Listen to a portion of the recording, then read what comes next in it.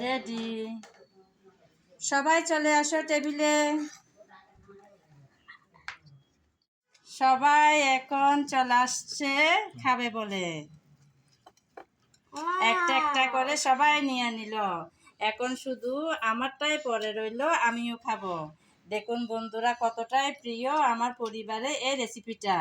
এটা কিন্তু আমি কোনো সময় আগে বানাইনি, শুধু একবার ট্রাই করেছিলাম একটা দিদির কাছ থেকে দেখে।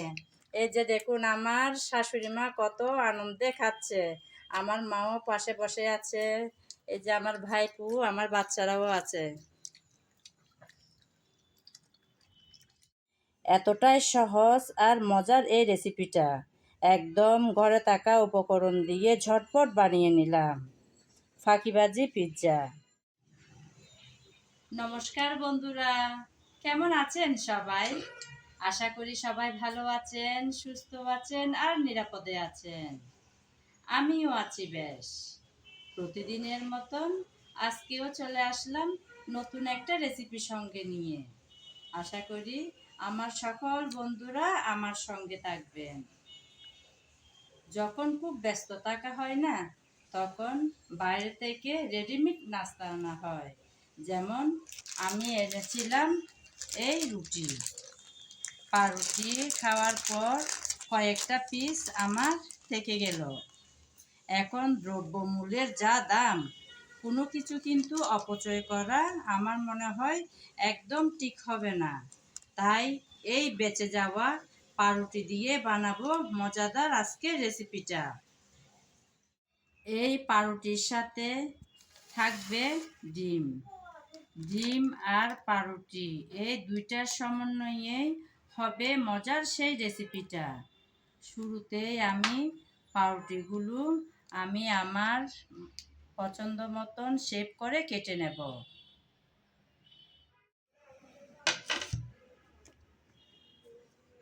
এই যে এরকম 3টা পিস আমার কাছে ছিল, এই তিনটাই আমি ব্যবহার করব। আমি তিনটা পাউরুটির ঠিক মাঝখানে কেটে নেব।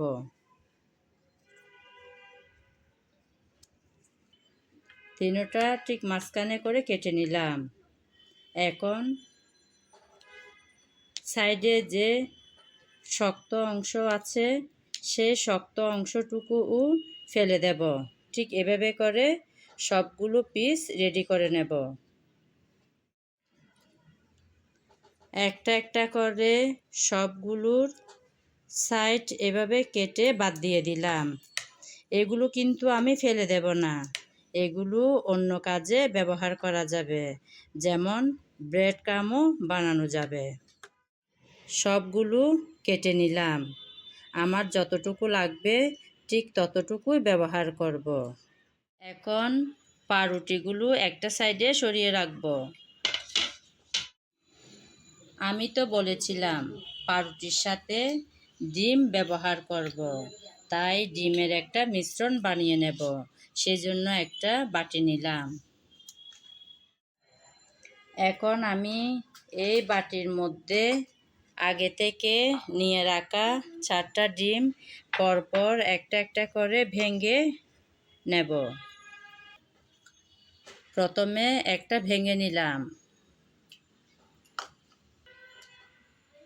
তারপর আরেকটা দিলাম,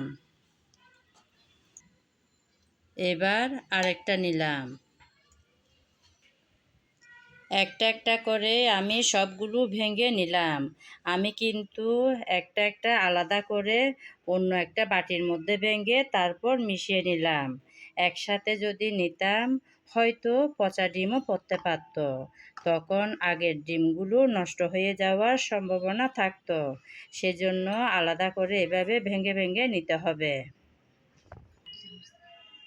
এখন দিচ্ছি স্বাদ মতন লবণ। আমার বাচ্চারা স্পাইসি পছন্দ করে, তাই আমি কিছুটা পরিমাণ কাঁচামরিচ নিলাম। আপনারা চাইলে কালো গোলমরিচও ব্যবহার করতে পারেন। আমি নিয়েছি কাঁচামরিচ। তারপর দিচ্ছি ধনেপাতা। ধনেপাতার ফ্লেভারটা যারা পছন্দ করেন না তারাও কিন্তু না দিলেও চলবে, তবে আমার ভীষণ ভালো লাগে তাই ধনেপাতা কুচি নিলাম। এখন লবণ, ধনেপাতা কুচি আর কাঁচামরিচ কুচি তিনটা একসাথে ভালোভাবে মিশিয়ে নেব।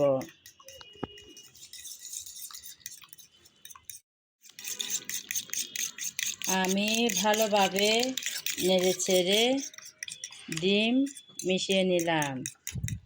এখন চলে যাব পরবর্তী কাজে।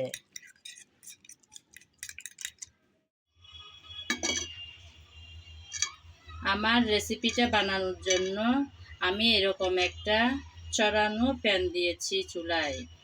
অপেক্ষা করব যাতে একটু গরম হয়ে আসে। প্যানটা এখন হালকা গরম হয়ে আসছে। এখন প্যানের মধ্যে আমি রুটির টুকরাগুলো দিয়ে দুটো সাইড উল্টিয়ে পাল্টিয়ে হালকা করে ভেজে নেব।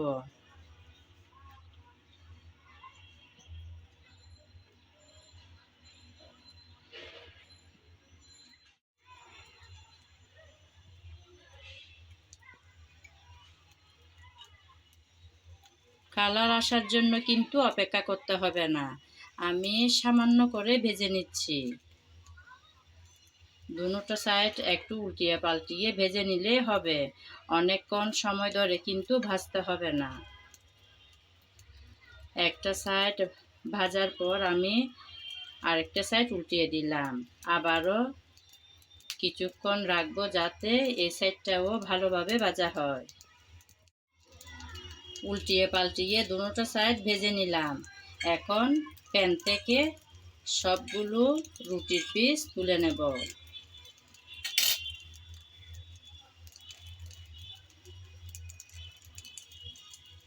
একে একে সবগুলো তুলে নিলাম। রুটি ভাজার পর আমি প্যানটা পরিষ্কার করে আবারও চুলায় বসিয়ে দিয়েছিলাম। তারপর সামান্য একটু তেল দিয়ে একটা টিস্যুর সাহায্যে চারপাশে ছড়িয়ে দিলাম। এখন আমি পেঁয়াজ এভাবে রিং করে কেটে নিয়েছিলাম, সেই পেঁয়াজ দিয়ে দিচ্ছি। তারপর রিং করে কেটে নিয়েছিলাম টমেটো, সেই টমেটোও পরপর দিয়ে দিচ্ছি।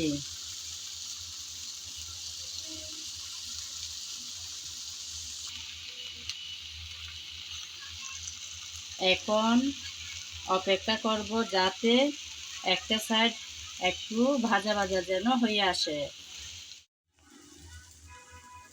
উপরে সামান্য করে একদম সামান্য পরিমাণের লবণ ছিটিয়ে দিচ্ছি।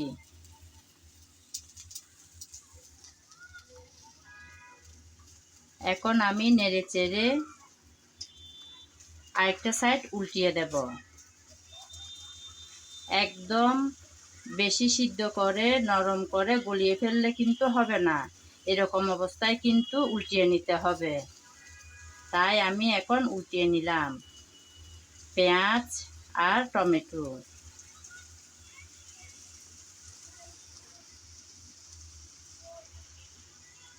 এরকম একটু একটু কালার আসলেই উল্টে নিতে হবে।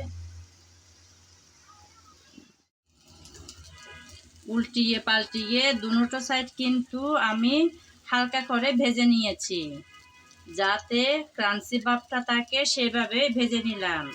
একদম নরম করে গলিয়ে ফেললে কিন্তু হবে না। এখন আগে যে পাউরুটি আমি ভেজে রেখেছিলাম সে পাউরুটি উপরে দিয়ে দেব। আমার যতটুকু লাগবে ততটুকুই দেব।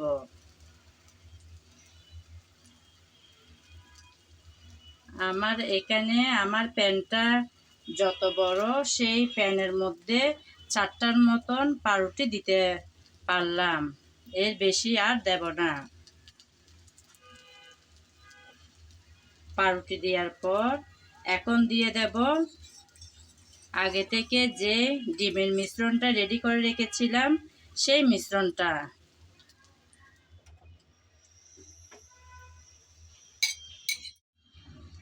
এখন অপেক্ষা করব যাতে একটা সাইড ভালোভাবে সিদ্ধ হয়ে আসে। কিছুক্ষণ পর আমি আসলাম, একদম জমে গেল বন্ধুরা। এখন আমি অপর সাইডটা উল্টিয়ে দেব, কারণ উপরের সাইডটা ভালোভাবে ভাজা হয়নি সেজন্য। আমার কাছে এরকম একটা হাতা আছে, তারপরেও আমি ভেঙে যাওয়ার ভয়ে এই হাতাটা দিয়ে উল্টাবো না। আমি একটা প্লেট নিয়েছি, প্লেটটাকে উপরে দেব। এখন এই প্লেটের মধ্যে উল্টিয়ে নেব।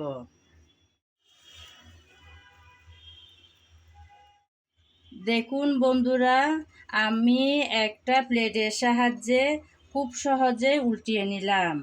আমার কাছে কিন্তু বড় একটা হাতা ছিল, তারপরেও আমি রিস্ক হাতে না নিয়ে একটা প্লেটের সাহায্যে খুব সহজেই উল্টিয়ে নিলাম, যাতে ভেঙে না যায়। উল্টিয়ে নেওয়ার পর এখন আবারও সেই আগের প্যানটাতে দিয়ে দেব, যাতে নিচের সাইডটাও ভালোভাবে ভাজা হয়। অপেক্ষা করব আরও 1-1.5 মিনিট। বাচ্চারা কি খুব বেশি বায়না করছে পিৎজা পিৎজা পিৎজা বলে? নো টেনশন, ঝটপট বানিয়ে ফেলুন আমার এই রেসিপিটা ফলো করে। একদম কম খরচে ঘরে থাকা উপকরণ দিয়ে মাত্র কয়েক মিনিটেই রেডি হয়ে যাবে এই মজাদার পিৎজা। বন্ধুরা, আমি প্রায় 1-1.5 মিনিট পর আবার চলে আসলাম। একদম রেডি হয়ে গেল মজাদার আজকের ফাঁকিবাজি পিৎজা। ফাঁকিবাজি বটে, অনেক ব্যয়বহুল কিন্তু এই পিৎজা রেসিপিটা। সব সময় কিন্তু হাতের কাছে সব কিছু থাকে না। যখন বাচ্চারা বায়না করে তখন চাইলে এই মজাদার পিৎজাটা আমরা বানিয়ে খাওয়াতে পারি। একদম কম করেছে ঘরে থাকা উপকরণ দিয়ে রেডি হয়ে গেল মজাদার পিৎজা। এখন চুলা থেকে নামিয়ে নেব। এই যে বন্ধুরা, একদম রেডি হয়ে গেল। আর আমার বাচ্চারা অধীর আগ্রহে বসে আছে, কখন খাবে কখন খাবে।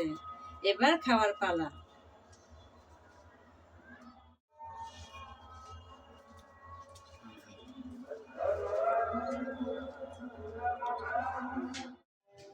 এই যে বন্ধুরা, রেডি হয়ে যাওয়া পিৎজা নিয়ে আসলাম এখন টেবিলে। অধীর আগ্রহে বসে আছে আমার বাচ্চারা, কখন খাবে কখন খাবে। তাই এখন কেটে নেওয়ার পালা।